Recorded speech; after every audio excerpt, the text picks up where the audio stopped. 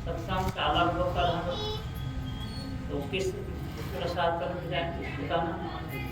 आज जो सत्संग से लग कर रहेंगे तो दादू साहब कहते हैं कि वो काल के प्रहार से बच जाए, मतलब वो मोक्ष को प्राप्त करे, काल की सीमा को पार कर जाए, मोक्ष को प्राप्त करे, भगवान को ही प्राप्त करे, भगवान को ही प्राप्त करे। तो इस तरह से सत्संग की महिमा बढ़ती है।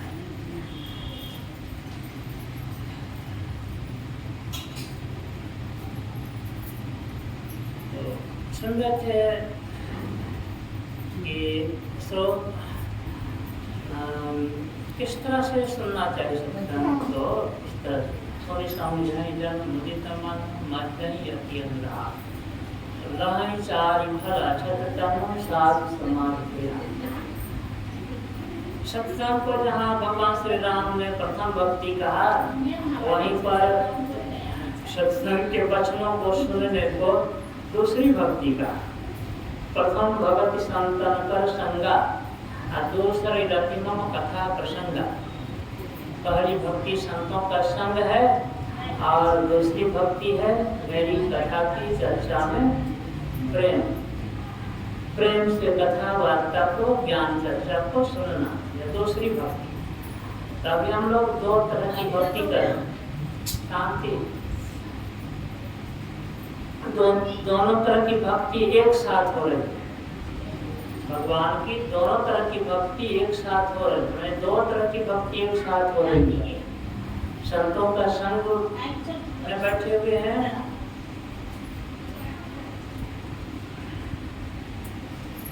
बैठे तो हमें संतों के संग में सत्संग में, लेकिन सुन नहीं रहे, इतने बीच बीच में बात हो रही, तो क्या हुआ? गोस्वामी जी से किसी ने पूछा कि सत्संग तो करते हैं, राम क्यों नहीं लगता है? तो गोस्वामी जी उत्तर देते हैं, मन तो रमे संसार में तन साधन के संग, तुलसी आदि विजोग के नहीं लागा हरिरंग। शरीर से तो साधु संग में बैठे हैं, संतों के संग में बैठे हैं, मन वही घरेलू बात में फंसा हुआ है। सत्संग में बैठ करके भी कुछ बाहर की बात ले आते हैं, बीच में चर्चा कर देते हैं, तो रंग कैसे लगेगा? सत्संग का रंग कैसे लगेगा? रंग तो यहाँ रहेंगे, मन यहाँ रहेगा, शरीर जैसे यहाँ पर है तो मन भी यहाँ पर है, तब न रंग चलेगा।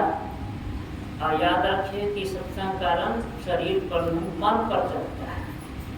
मज्जन फल देखिए तत्काला पाप हो पकम बड़ा।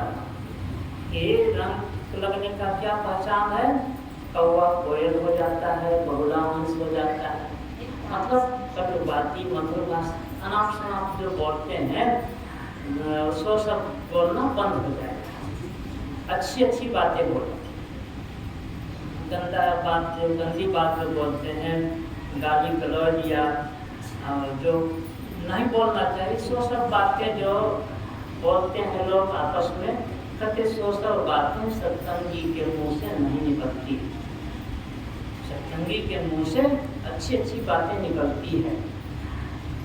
तो यही रंग लगना, मन बदल जाता है। शरीर नहीं ऐसा कि कोई काला है तो गोरा हो जाएगा सत्संग करने, सो बात, बल्कि उसका मन बदल जाएगा।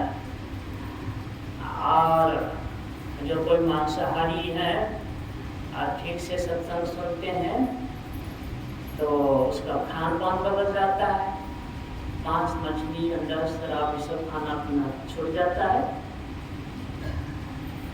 गौर से सुनने पर, प्रेम से सुनने पर ये बदलाव उसके जीवन में आ जाता है।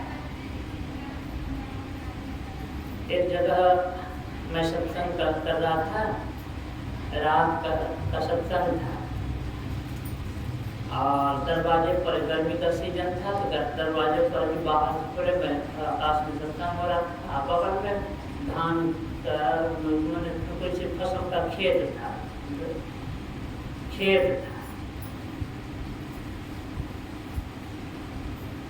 तो भांग लगाया हुआ था। तो एक आदमी बैठा हुआ था और सत्संग के क्रम में संत कबीर साहब की वाणी याद आ गई, तो उसी वाणी को बोलकर मैं व्याख्या करने लगा। वह वाणी है कि भांग तमाकू छोतरा अफूयों और शराब का कबीर इनको तजे तब पावे दीदा।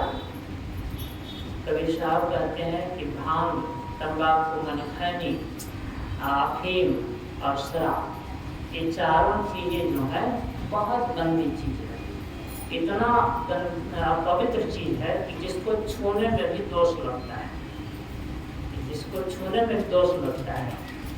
तो मैं कह रहा था कि जिस चीज को कबीर साहब छूने में दोष मानते हैं, तो उसको खाने या पीने में कितना दोष लगेगा। जिस चीज को छूने से के लिए कबीर साहब मना करते हैं कि छुओगे तभी दोष लगेगा, और उसको खाने में, मुंह में रखने में कितना दोष लगे। तो ये बात कोई एक आदमी सुन लिया, तो खैनी खाते थे। उस समय में आप इधर जाते आते भी थे और खैनी भी खाना में छूटा था उनका। और खैनी एक ही चुनौती में दोनों तरफ मुँह, एक तरफ खैनी एक तरफ चुना वो कमर में रखे। तो यह बात सुनी ना, वो उसको लग गई बात।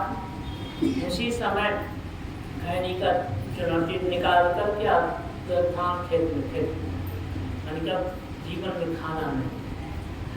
तो मैंने उसको फेंकते हुए तो नहीं देखा।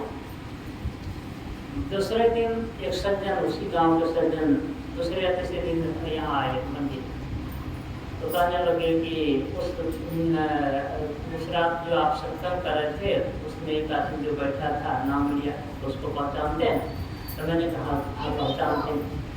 जो कि वो खैनी खाते थे, और जो उस रात में जो आपने कबीर साहब की वाणी कही उसको लग गई। उसी समय खैनी का चुनौती निकाल कर फेंक दिया खेत में। अब आप जीवन में कभी खैनी नहीं खाओ। तो यही हुआ रंग लगा। गौर से सुना तब ना रंग लगा, नहीं सुनता तब इस तरह का बदलाव होता। ये बात को स्वामी जी कहते हैं कि मध्यम फल देखिए तत्काल बदलाव होता है। तत्काल बदलाव यही हो गया, तत्काल बदलाव। पहले खैनी खाता था, सुना गौर से, तो तुरंत खैनी खाना छोड़ दिया। कितने लोग तुरंत मांस मछली खाना छोड़ देते हैं, आज से मांस मछली नहीं खाते, बहुत गंदी चीज है। यही बात तत्काल फल। ऐसा नहीं कि आज करेंगे तो बाद में मिलेगा। सुन, सत्संग आज करेंगे तो इसका फल बाद में मिलेगा, अथवा मरने के बाद मिलेगा, सो सब बात नहीं। हम लोग कहते हैं बस इसी जीवन मिलेगा और अभी मिलेगा, तत्काल मिलेगा, तत्काल मिलेगा। ऐसा सुनकर के आश्चर्य मत कीजिए। किन किन को मिला तो दो चार उदाहरण दे दिया।